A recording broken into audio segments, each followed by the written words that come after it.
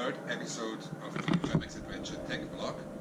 Today I want to show you why I choose the Africa Twin, the new one, for my around the world trip, especially the DCT one.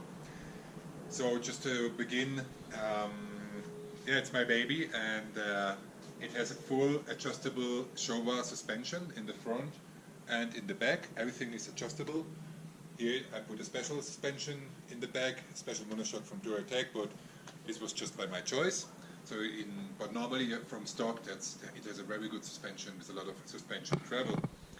All chassis of the Africa Twin CRF 1000L is made of steel, so you will have a very rigid frame, steel frame for your traveling. It will be difficult to break it, but when you break it, it will be very easy to fix it on the road, to find a steel welder.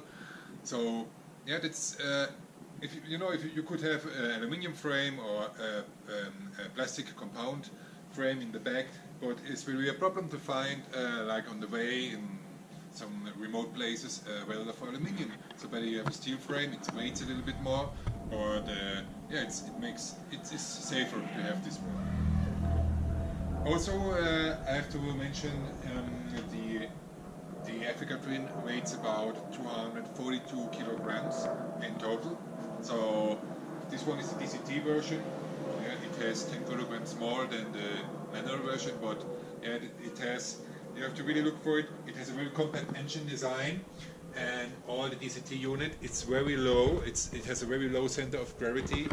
Also, the water pump is integrated into the engine case, so you really, when you ride a motorcycle, also off-road, you don't feel the 10 kilograms extra. Before this one, the DCT one, I had a red one with manual transmission, so I have a direct comparison. The manual one, yeah, it's different. It's a different bike, you know. But I just went for this one. It just fits more my riding style, and I'm more comfortable with this now. Yeah, to go on, the bike has a 1000 cc parallel twin engine with 95 horsepower. So these 95 horsepower don't sound much if you compare it, for example, with the BMW R1200 GS with its 125 horsepower, or for example the KTM 1290 Adventure R with 160 horsepower. But you know, for around the world trip, that's not the point. You just have to think about what you want from an engine, and I, for around the world trip, want an engine that has a big torque band, so you have also with low revs a lot of torque. I want an engine that doesn't surprise me, that is smooth, and also in low revs it has a very smooth response, because if you go off-road or if you go on bad roads, you have to drive slowly. You don't want something that's shaking or something like that, and I think this is the perfect engine, because it delivers me the power I really want. So I have a perfect control in my hand from the power. I have a direct connection to the engine, and this is so amazing for this bike. I had before a 650 one-cylinder bike from BMW. It really, on low revs, it was horrible. So this one it's a really, really brilliant engine. Also, you have to think about the compression. If you compare it with, for example, the KTM Super Adventure engine, I think it's a 1290. Yeah. The 1290 has a compression of 13.5 to 1. This engine has a compression of 10 to 1. This means you can really run this bike with a very, very low octane gasoline. And I'm sure you will find octane rates with about 80 octanes in some countries you will pass by. And this one will work. It will work. It's like a tracker. It's a tracker motor. It doesn't import. It's not important if in the party in the night a bottle of beer or a drink of vodka goes into the gasoline tank. In the next day, the Africa Twin will work, and you won't feel it. I really think so. But the problem is, if you have like the KTM or the BMW engines with bad gasoline, you will feel it. It won't work well, and it also can damage the engine. Yeah, The fuel tank of the Africa Twin it's a 19-liter fuel tank. So Honda says you will like get 400 kilometers out of it. This would be a consumption of 4.6 liters per 100 kilometers. I think that's very low. I think it's possible, but you won't have fun. Personally, my real fuel consumption is 5.5 liters per 100 kilometers. So I get about 330 kilometers out of a full fuel tank. That's okay. But if you really think about, you have some places, some remote places in the world where it's not sure if there's a lot of gas stations. I put in an extra tank, but I will talk about this extra fuel tank in another episode, especially about this tank. It's an integrated fuel tank from GermexAdventures, Camel tank. It's 7 liters extra, but this I will tell you about in another story. Yeah, let's think about why I choose the DCT version of the Africa Twin and not the manual version. As I said before, I had 2 versions of the bikes. Before the manual, now the DCT versions. First I will talk about the cons. First con, the DCT Africa Twin weighs 10 kilograms more than the manual version. And now it's about 242 kilograms. It seems like a lot, but as I said, that's really low center of gravity. You won't have a clutch lever, so your left hand is without work. So if you're in slow conditions, you really have to get used to it, because now you don't have the clutch lever to control your bike that I think smooth in on the first side than with the clutch lever. But you can also get used to it using the gas and the brake lever. So you really also are able to manage the bike in slow speeds. It's just you have to get used to it. Yeah, you also will have more electronics for sure, because all the DCT is controlled by a servo switch, which goes electronic by electronics. So more possibly can go wrong on the way. That's right, but not in every situation, as we will see. Also, you don't have the possibility to put a brake with the first gear in your bike if you're parking your bike. So you really have to use here a braking lever. It's also possible it will give the rear wheel a brake. It's also just you have to get used to it, but nothing bad. Yeah. One important thing, the off-roaders will say, okay, what are you doing when you go uphill and you just kill the engine, or you can't go uphill and you're stalled? So normally you use your clutch lever to go backwards and to save the motorcycle. But what are you doing now? You don't have the clutch lever. Yeah, you can also do it with the brake lever. It's no problem. You just have to get used to it. It took me like several days in this situation. I had to try it, but it really works fine. So it's not really a disadvantage. It's just you have to get used to it. Yeah.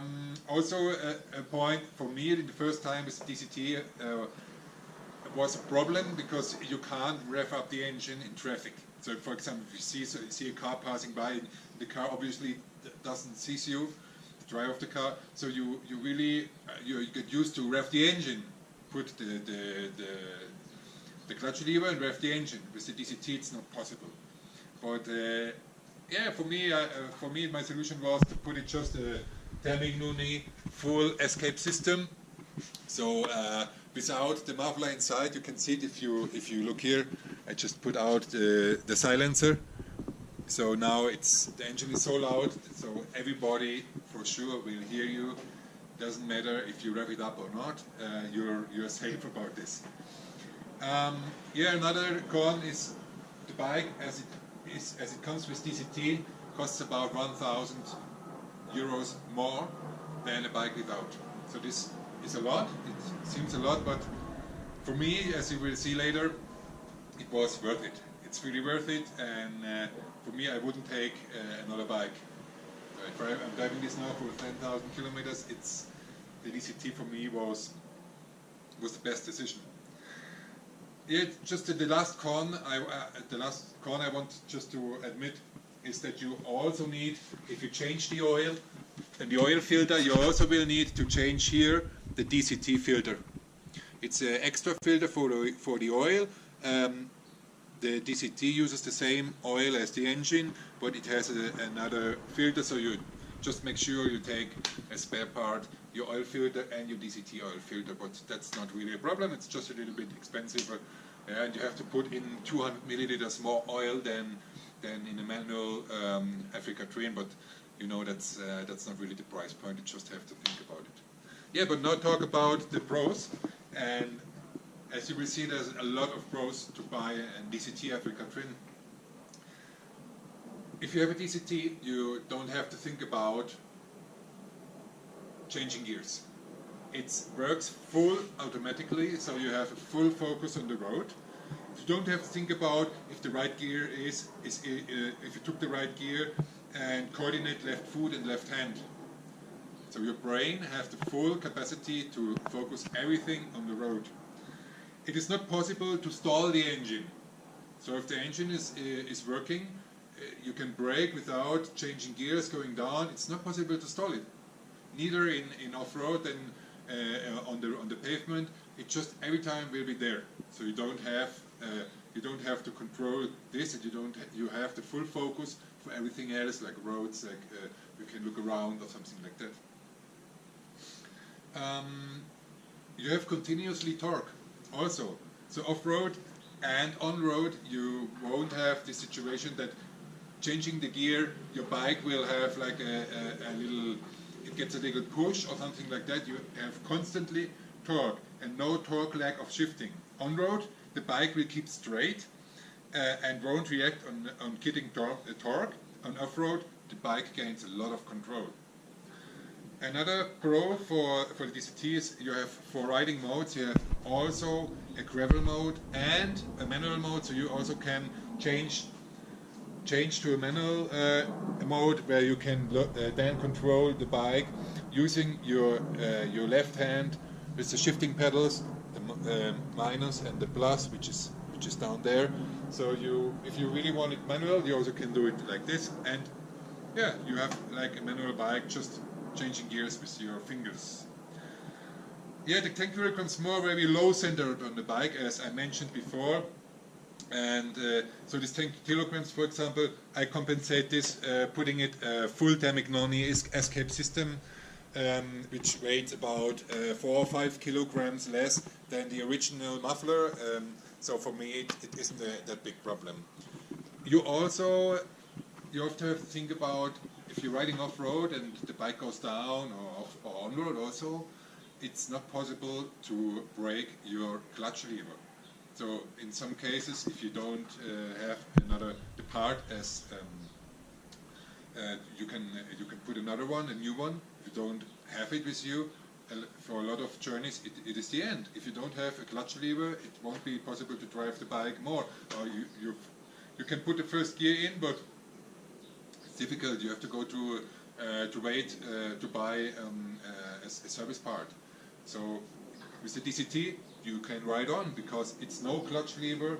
You can damage. You know, it's just easy. There's the brake lever. It's not important to drive. So perfect. You can go on. You also have no shift lever to brake or bend into the engine case on a crash. If you think about how much times I just crashed on the left side, and the shifting lever for the feet, it just crashed, it damaged, or it went into the engine case. This time you won't have this problem because there is none. So as for the clutch lever to the feet lever, there is no feet lever. So perfect, you can go on. You also can run the bike without using the left hand and feet. So for example, when you crash and you hurt yourself, like the left hand or the left feet, you're able to go on with your journey. And we also have to mention it's the 3rd generation DCT. It means it's approved over several years in different motorbikes. In other models it never failed, no reported DCT mechanical errors. So my conclusion for the DCT is, if you have the chance to get a DCT Africa Twin, go for the DCT. You won't regret it. I'm so happy with it. I got the manual version for 10,000 kilometers before, and now I got a DCT, and I won't change. You have a big 21-inch spoked front wheel, as you see, very big, so perfect, and 18-inch 18-inch spoked rear wheel. It's enduro sized. So you have a lot of enduro tires available you can put on the bike, as you see. You have a very good ground clearance, as you see, as the bike is high. It's perfect for me. I'm 1.93 meters tall. Yeah, so it's perfect. I wouldn't go for another bike. You also have, if you look here, LED front lights. The LED ones, very bright. And if you compare the prices from the Africa Twin with the bikes from BMW or KTM, the Africa Twin is really the best bang for the buck. It has a very sexy design. The bike seems to be made for crazy world globetrotters. I have never been sitting on a better bike than this in my life, I really have to admit. It's a dream bike for me. So thank you for taking that much attention. I hope you just understand why this bike is perfectly, for me it fits me perfect. If you do have another opinion about it, let me hear. I'm really interested in hearing what's your experience with the Africa Twin, or if you have the same good experience with another bike, like with BMWs or KTM or other bikes. I'm really interested in your opinion.